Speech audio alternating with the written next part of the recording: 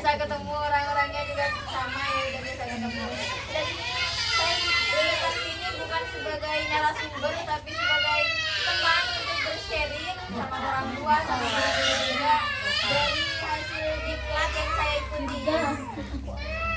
Kemarin itu saya ikut diklat selama 1 minggu. Itu macam sekolah lagi kuliah. Jadi guru-guru itu juga ada sekolahnya juga. Jadi biar dah asal mengajar, kita sebagai guru tuh bisa tahu bagaimana konsep mengajarnya kita itu bisa tersusun. Jadi pada kegiatan kali ini, pada kegiatan kali ini saya akan menyampaikan sebuah RPM, rencana pembelajaran mendalam. Mungkin untuk ibu-ibu ini hal awam ya, tidak terlalu mengerti, tapi untuk guru-gurunya mungkin insya Allah ngerti. Apa bedanya sama RPPH untuk ibu-ibu? Yaitu kalau RPPH itu kan harian ya Bu ya, harian. Tapi kalau yang RPM ini mingguan. Kita buat tema sama subtema itu selama 1 minggu, 1 minggu penuh. Dan itu disusun selama ini contohnya kayak gini. Ini pembelajaran untuk 1 minggu. Tujuannya lebih sebenarnya sama-sama RPH, cuma yang ini lebih mendalam. Anak-anak diajak berkreasi sendiri, terus diajak untuk memahami secara mendalam dan mengaitkan kehidupan sehari-hari. Apa saya celaki sekolah masa kaitan kehidupan sehari-hari angkut judulnya tentang menjaga kebersihan. Nah, salah satunya mencuci baju, every praktek ya. Penyuci baju, jemur, tahu cara jemur, terus tahu caranya melipat. Intinya pembelajaran di sekolah yang menggunakan RPM, karena RPM kita ajaran belum diresmikan juga, masih baru launching deh, baru keluar. Jadi masih proses apa ya namanya? Cocok enggaknya untuk pembelajaran, tapi sudah mulai diaplikasikan di beberapa sekolah. Saya sudah maju, saya masuk sekolah negeri. Jadi, nah untuk contohnya kayak gini, saya sudah membuat RPM. Biasanya temanya aku bisa menjaga tubuhku bersih, badanku sehat. Nanti berarti hal yang diajari kemarin itu dia tentang ini, tentang subtemanya tubuhku bersih, badanku sehat. Tujuan pembelajarannya, anak dapat memahami pentingnya mandi dan mencuci tangan dalam kehidupan sehari-hari. Nah, guru itu nanti memberikan ke murid tentang pentingnya mandi, kontak mandi apa, kontak bersepon sebelum mengangkat cuci tangan apa. Nah, guru itu memberikan pemahaman. Setelah memberi pemahaman, anak-anak bisa mengaplikasikan. Oh, kalau engkau ibu beri boleh ngangkat sebelum mengangkat cuci tangan, harus cuci tangan kan. Dan anak-anak Eroman berarti contoh kok ngangkat berarti harus cuci tangan sedia. Kan berarti mereka memahami apa yang guru ajari. Nah, untuk selanjutnya itu merefleksikan. Refleksi itu meniru, intinya mengulang seperti tadi yang sudah diajari. Nah, coba pelan-pelan merefleksikan, nyampe nanti merefleksikan itu bahasa ilmiahnya mengulang kembali. Jadi contoh aku guru cara melipat baju. Nah, Roma anak-anak oh can ibu kan cara nape lambi nggak lihat deh. Berarti anak-anak mencontohkan ini bukan nyatanya sendiri. Nah, tujuan pembelajaran, anak dapat memahami pentingnya mandi dan mencuci tangan dalam kehidupan sehari-hari. Anak dapat memperagakan langkah mencuci tangan dengan langkah-langkah yang tepat. Mencuci tangan itu kan kalau orang biasa, orang awam kan mencuci tangan ya gue selalu kurus seram cuci tangan kan biasa. Tapi kalau dalam secara kesehatan kan ada langkah-langkahnya, kayak yang pertama ya pakai sabun, cuci tangannya gini, gosok dari sini. Nah, nanti anak-anak itu dikasih tahu ini nah cara cuci tangan yang benar.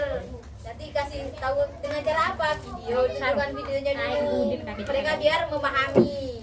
baru memahami mereka merefleksikan, mencontoh. Oh, kalau ada video roh kok jangan cuci tangan deh ya kade. Terus setelah itu gini nah.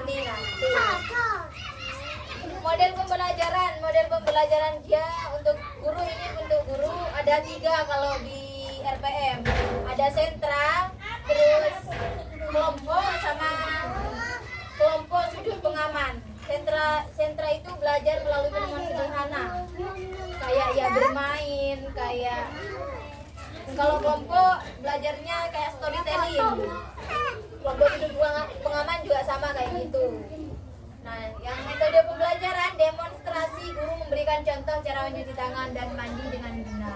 Demonstrasi, guru memberikan contoh, anak memahami, lalu mereka meniru.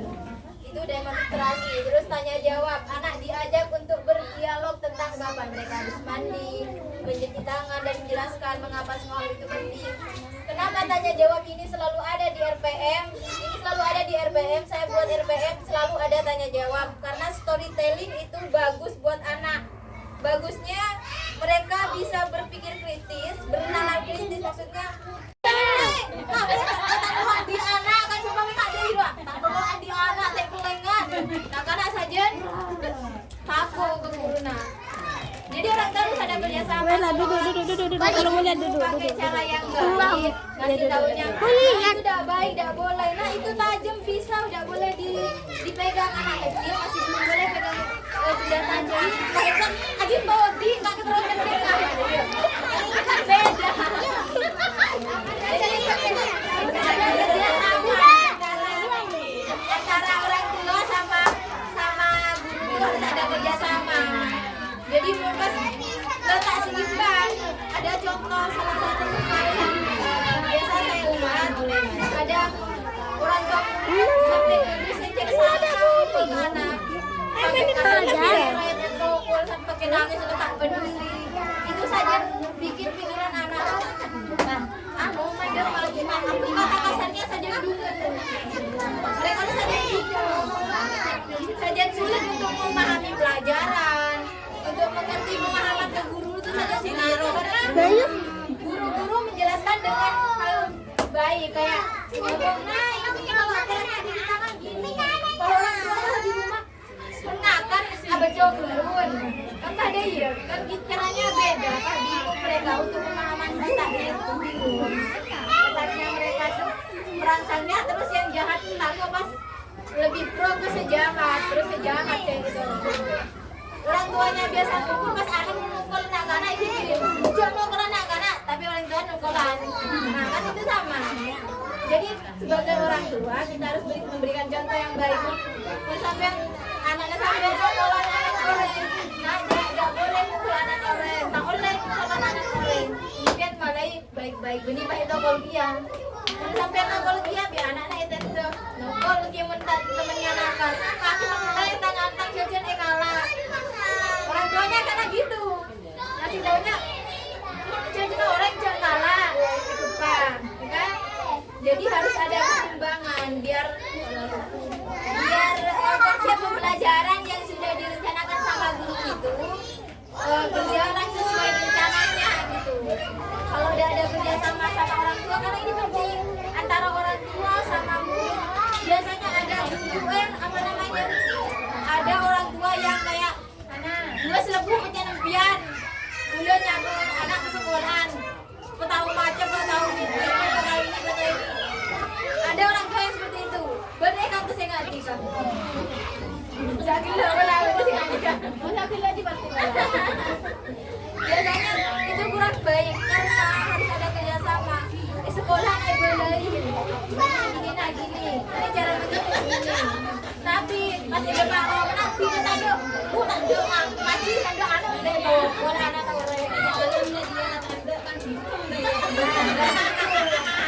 harus punya kesabaran yang ekstra harus sabar yang kayak ya namanya juga anak-anak kita harus bisa memahami tapi biar anak-anak juga bisa masih pemahaman juga ke anak-anaknya di rumah. Anak-anak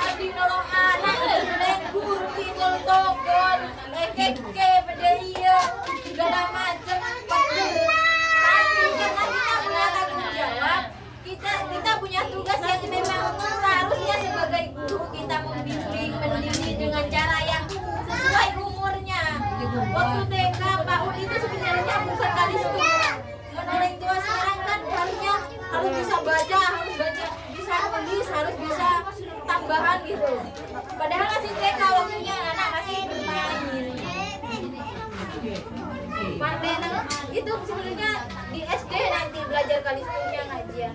Tapi jangan jadi orang tua jangan terlalu menuntut anak di TK umur 5 tahun 4 tahun harus bisa maca, harus bisa nulis neser. Otaknya mereka ke distrik ya kalau bahasa Indonesianya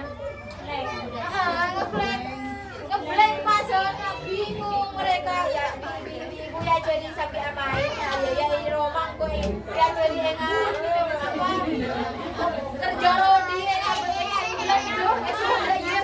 harus deh jadi harus ada pemahaman juga buat orang tua bahwa TK PAUD itu belajar sambil bermain. Jadi jangan karena meja jadi melolo, meja jadi main melolo. Karena menyokong video melolo. Mereka biar gak bosan belajarnya. Belajar hitung-hitungan, tunjukkan video. Kita berhitung, pakai video Upin yang berhitung. Video hijaiyah kan berupin Ipin, Pak. Anak-anak kan senang. Mereka hafal nanti, ingat. Jadi semangat belajarnya. Kalau belajarnya pas ngakui kalau apa ya bahasanya orang itu sedia tak tahu kepak letaknya di kaki jombel saja nak saja anu pas saja bengal goreng tuna itu biasanya ya harus sabar dah instan meskipun sombongan bu lawanan ngecak lawanan lastare beda iya lastare kita pun tak jadi ngaki mau tak takrek jombel mau tak takrek tokol tak jadi ngaki biasa dia harus sabar saya belajar ngurus anak ternyata ngurus anak capeknya ya tapi saya tetap tidak mau bukan tidak mau punya anak tetap mau punya anak meskipun tahu anak harus dia berat jadi orang tua itu emang berat tugasnya berat tapi ya emang itu karena tanggung jawabnya kita ojak kasih rebut karena sekolah pada lastari keluarga mau nenda agama nenda bertanggung jawab kalau agama ya kan anak tak mau dididik dengan baik dan cara yang baik karena yang belajar makro agama tapi anak dididik dengan baik buat satu saja dididik dengan baik pahalanya lebih besar meser keseimbangan mas jadi harus punya jarak ini sudah masalah tentang KB lah ya tentang depan lah padahal ini tentang ibu-ibu yang mulai sekarang belajar sabar ibu tak tahu rasanya direct tuh bu beli pada tahu rasanya pakai tadi anak TV ngajari anak oleh saja video salah lagi untuk bilang tak anak tahu ngajar tak anak tahu nulis tak anak tahu tambahan tapi romannya dari bimbing repot kita ya ini kan ibu ngajar anak menang oleh tuanya si ibu anakku pak diserahkan begitu seharusnya ada kerjasama antara orang tua sama guru biar pembelajaran kegiatan pembelajaran dan stimulasi otak anak itu